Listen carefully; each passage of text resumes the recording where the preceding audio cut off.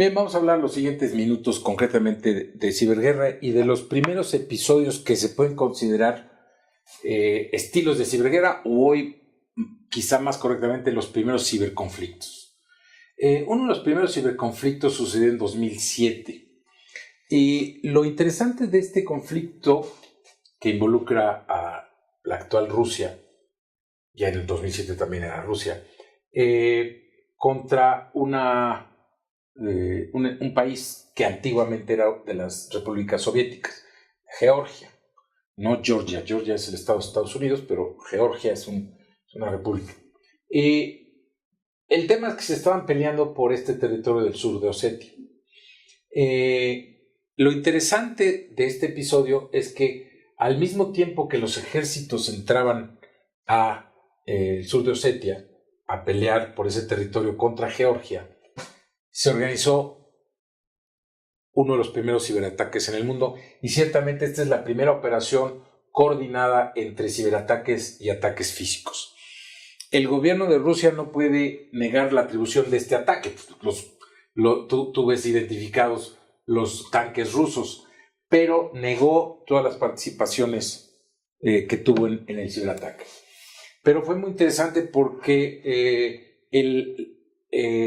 toda la infraestructura del país estuvo bajo intensos ataques, hubo indisponibilidad de muchos servicios, y los ataques los descargabas de un sitio que se llamaba stopgeorgia.ru, obviamente hospedado en Rusia. Sin embargo, el gobierno nuevamente se desligó de esos ataques y dijo, bueno, eso lo organizaron patriotas. Yo no puedo parar a ellos porque ellos son libres de hacer lo que ellos quieran, ¿no? ¿Okay? Repito, lo interesante fue la simultaneidad, la coordinación tan alta que había. Ellos estaban entrando en una ciudad y la ciudad estaba siendo atacada cibernéticamente, bloqueando páginas e incluso provocando en algunos casos filtración de información. ¿Ok? En el mismo año 2007, esta ciudad que parece cuento de Walt Disney, no sé si alcancen a percibirla, pero es una ciudad preciosa, me ha tocado estar ahí 2 veces. Es la ciudad de un pequeño pueblo también de la ex Unión Soviética, que se llama Tallinn, ahora parte de Estonia, ¿no? La República de Estonia. La República de Estonia es bastante pequeñita y Tallinn es una ciudad literalmente de cuento. Y resulta que también en 2007 fue atacada, se supone que por el gobierno ruso, y la causa fue esta estatua. Resulta que esta estatua estaba en el centro de la ciudad, en uno de los parques céntricos, y la estatua conmemora a los héroes soldados rusos de la Segunda Guerra Mundial. Y entonces alguien del gobierno de Estonia, del gobierno de la ciudad de Tallinn, dijo, bueno, esa estatua, hombre, muévala para otro parque. Ni somos parte de la Unión Soviética, por lo tanto no le debemos ninguna fe a los rusos, y menos del 25% de la población de Estonia es rusa. Entonces, oigan, esta estatua, muévanla. Y entonces eso literalmente sulfuró a muchos habitantes rusos dentro de Estonia y a muchos patriotas rusos en Rusia. El tema es que Estonia durante varios días estuvo bajo ataques muy intensos que provocaron que algunos bancos no pudieran dar servicio, y agencias de gobierno que tampoco, o sea, los ataques sobre todo de negación de servicios y algunos otros fueron muy intensos. Estonia levantó la mano y dijo, oigan, yo soy parte de la OTAN, ¿no? La Organización del Tratado del Atlántico Norte, o en inglés NATO. Oigan, aquí dice una regla en la OTAN que si un país es atacado, los demás los van a defender.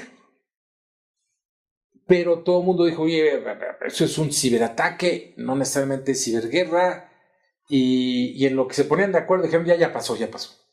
Entonces, un poquito como consecuencia de esas ambigüedades y de que nadie protegió a Estonia ni lo ayudó, después la OTAN aceptó crear un centro de ciberexcelencia en Tallinn, y de ahí ha habido documentos importantes que se han liberado y una expertise, hay un grupo de expertos que se ha desarrollado en Tallinn de la OTAN, expertos en ciberseguridad, y pues las cosas han cambiado y recientemente la OTAN ha declarado ya que los ciberconflictos son parte de lo que va a poner en su, digamos, en su visión de protección, por lo cual sí, ahora sí, un país es atacado cibernéticamente y se declara que efectivamente está siendo impactado el país, entonces los demás van a defenderlo. ¿Okay? Entonces es interesante Tallinn, la historia de Tallinn en el ciberespacio por ese incidente del 2007. En otro contexto, China, que China ha hecho muchas cosas desde el 2002, pero particularmente en 2010 apareció una serie de ataques y Google fue el primero o el que se quejó más fuertemente de los ataques. Y es interesante por lo siguiente. Por cierto, esta serie de ataques se llamó Operación Aurora y el nombre se lo puso McAfee, que es uno de los que en ese momento investigó más esos ataques. El tema es que para Google lo más visible fue que hackearon las cuentas de correo de Gmail de muchas personas chinas que tenían Gmail y esas personas estaban ligadas con movimientos de protección de los derechos humanos y básicamente era gente contra el régimen comunista de China. Y entonces, pues incluso Google habló de salirse del país, etc. Lo interesante es que parece que el objetivo real de China y del gobierno chino no era tanto hackear esas cuentas, sino robar información importante de Google. Entonces, una de las cosas que lograron exfiltrar fue una parte que no se conoce cuánto de la programación del motor de búsqueda de Google, que probablemente dentro de la marca Google sea el activo más valioso, cómo su motor de búsqueda puede hacer indexaciones y búsquedas tan rápidas de todo lo que está publicado en la web abierta, ¿no? Entonces, se supone que realmente el objetivo final de China fue ese. ¿Okay? Esto fue en 2010. Pero realmente esto refleja algo que se llama, que los expertos le han llamado Titan Brain, y que empezó en 2002-2003, y son diferentes esfuerzos chinos para robar información en todo el mundo, información que les dé mayor competitividad económica y que les dé mayor ventaja en todos los terrenos, incluyendo espiar infraestructura industrial, robar información de aviones caza de Estados Unidos y todo tipo de esas exfiltraciones de información. Entonces, Titan Brain ha sido una operación, por lo menos hasta 2010 continuó. Ya hoy no se puede hablar de Titan Brain, más bien lo que se ha hecho es dividir a los grupos chinos de hackeo patrocinados por el gobierno en diferentes células, ¿no? De eso hablaremos en la próxima plática. Bien, en cuanto a China ahorita ya lo dejamos por la paz. Y también a principios de 2010 McAfee liberó un reporte muy interesante, no sé si se alcanza a leer aquí, que se llamaba el reporte de criminología virtual, ¿ok? Y no se alcanza a leer ahí, pero el título completo era La era de la ciberguerra, The Era of Cyber War, The Age of Cyber War. Entonces, el reporte concluía con 3 cosas muy interesantes. El mundo está en conflicto, y eso era hace 6, 7 años, pues ahora está un poco peor, ¿no? El mundo está en conflicto continuo. En caso de un conflicto, a diferencia de la guerra en la que se excluye a la población civil, y en general hay muy poco contacto o muy poco daño a la población civil, se van sobre objetivos militares, en una ciberguerra o en un ciberconflicto, dado que la infraestructura por la que atacas es la de todos, es la internet común a todos, entonces no hay manera que no le pegues a la iniciativa privada. Ese era un hallazgo de aquel reporte.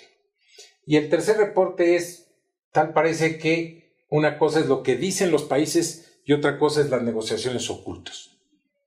¿Okay? Y eso sí lo vamos a poder ver hasta el día de hoy. Atacan a China, los países Reino Unido y Estados Unidos han sido muy vocales al atacar a China y decirle que deje de hacer eso, pero no hay consecuencias contra China. y difícilmente las puede haber cuando hay un país al que le debes tanto dinero y con el que tienes tanto intercambio comercial. Entonces, pero desde aquel entonces se decía, hay negociaciones ocultas, ¿no?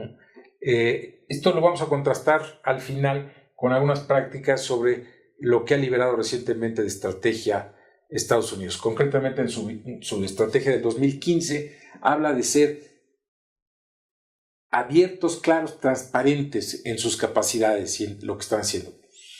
Eso es difícil que un gobierno lo pueda hacer. Entonces, esto sigue estando hoy y vamos a hacer análisis al final.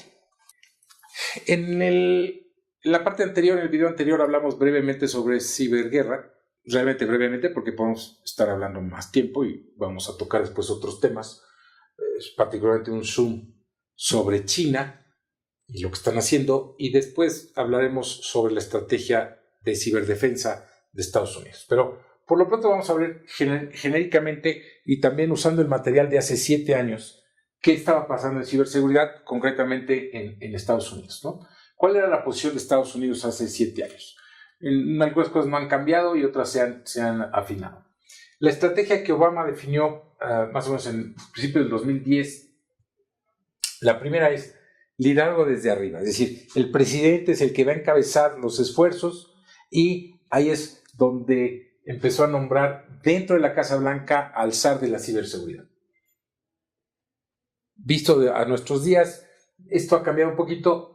Hoy quien trae el control más fuerte es el Departamento de Defensa, aunque en la Casa Blanca hay ciertas personas que se encargan de la conexión y de facilitar las cosas, pero el Departamento de Defensa ha tomado mucho este liderazgo.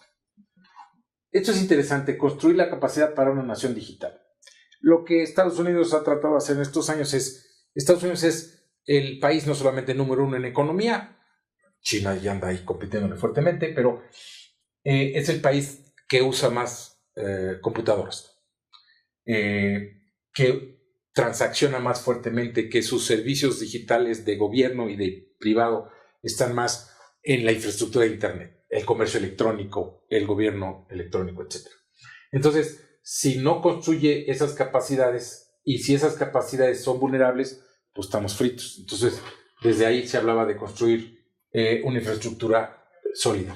Hoy, por cierto, generalmente del término que se habla para hablar de robustez en la infraestructura es de resiliencia. O sea, no solamente de seguridad, sino resiliencia. Rápidamente el término. Seguridad es que va a estar protegida. Resiliencia es que si hay ataques y los ataques entran, aguantes los ataques o te recuperes rápidamente. Eso es resiliencia, hablando en temas de seguridad, de ciberseguridad nacional. Compartir la responsabilidad, aquí hablaba de varias cosas, pero era la primera vez que mandaba un mensaje en el sentido de que las diferentes áreas del gobierno que normalmente no se comparten información, un FBI con un National Security Agency, con un CIA, con las unidades de las fuerzas navales, de las fuerzas armadas, normalmente no se comparten información, ahora tenían que compartir información. Entonces, compartir información y responsabilidad, ahorita vamos a ver que no nomás es la responsabilidad, sino la información. Y por otro lado, también decir, sector privado, tú tienes una responsabilidad muy importante. ¿Ok? Y planes de acción concretos. Esto les ha llevado más tiempo del esperado, se ha gastado mucho dinero y sí se han aterrizado cosas, pero, repito, se ha llevado un poquito más de lo necesario. En temas de, como dijimos, no solamente la responsabilidad, sino la información, lo cual ha sido todo un reto porque son instituciones y cuerpos de gobierno que durante años les han dicho que no compartan información y ahora se trataba de compartir información. Entonces, el romper esa desconfianza ha sido complicado.